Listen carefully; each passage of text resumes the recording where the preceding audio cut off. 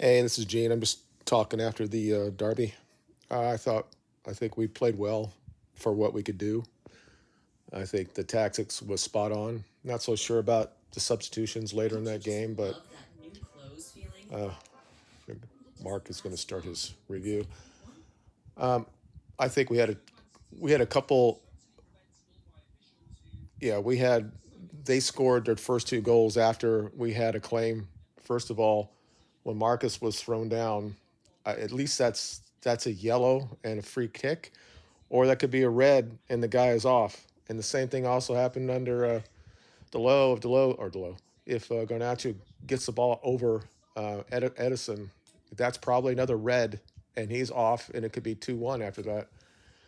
Not saying that City shouldn't deserve to win the game. They dominated the game, but they didn't do anything until Foden made that goal that was at the same level as Marcus's was. Yeah, and he's apparently going on saying that we got robbed. I think we played tactically exactly how we could have played against them without the players that we have, and most players played well. But the only issue I have is the last of the game when he took out Marcus and all that stuff, and they bring in Fosun and all that. And then Abrabat just gives the ball away. I was just looking just for us to get a free kick sometime in the game down there on their side to give us a chance to get something out of this game. Clearly, as I said 1,000 times about City, they have an Achilles heel that if you get behind them, you can score against them. And we had opportunities. And what my big issue is on our side of it is that Bruno had the ball several times in the midfield and did not make the pass.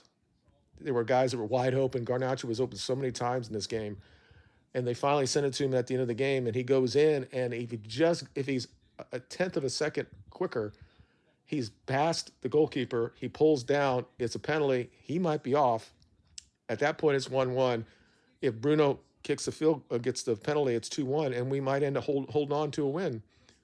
But it's a great goal from Foden. It was their best player for them by far. City is didn't do anything really. And I have to say that Onana on the second goal probably should have parried it a little bit. Doesn't mean that Holland would have not just tapped it in because he was right there. But I think he should have got part of that because he went too far to the right again to protect his near post. And if he stayed where he was, I think he definitely would have parried it out of the way. But we all knew that was going to happen once they scored the first goal, that they were going to get a chance to get a goal to win. But we had a couple times when they were driving that we had really good chances to break on them, and Bruno just didn't do what he needed to do. And Marcus, although he's got the goal, and the thing is, this whole thing is going to be about his redemption, but the rest of the team is facing the loss because when he left, I think it was 1-1, and or maybe 2-1. I'm not sure exactly. But everybody's going to talk about he did what he needed to do, and they're in his mind he's going to say, "I don't have those good players around me. That's why we're not as good as we are." And hopefully that he doesn't go down that road. It was a great goal, but he had other chances to do something, and he didn't do it. But overall, of course, City deserved to win the game, but it wasn't. There was a couple issues in that game. We had the foul that should have been on Rashford, should have been a yellow, or could be a red. Was it soft? Yeah, but they call it all the time. He's pulling him on his right here on his shoulder, and you're going at full tilt. That's a foul.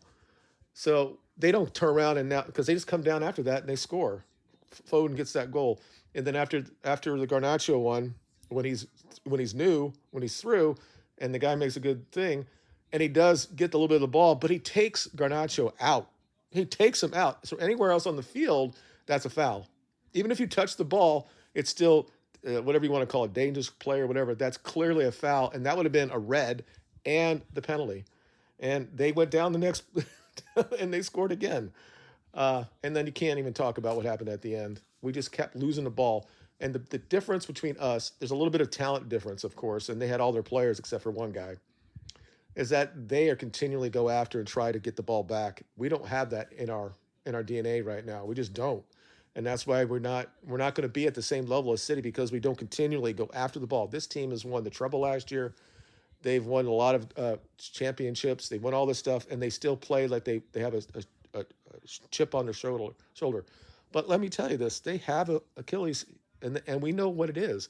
The problem is we didn't have the players to exploit it. even though we had Rashford and Garnacho out there, it just seemed like Bruno, whenever he got the ball in the midfield, which is rare, but when he did, he would hold it down.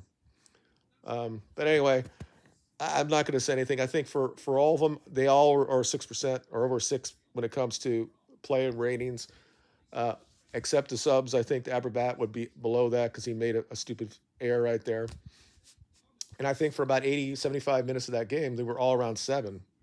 But I think they got tired at the end, and that's why Ten Hag had to bring these other players in. I don't think he would have done that if these guys were not tired, because these are guys that are not. These are 18-year-old guys that are coming out into play.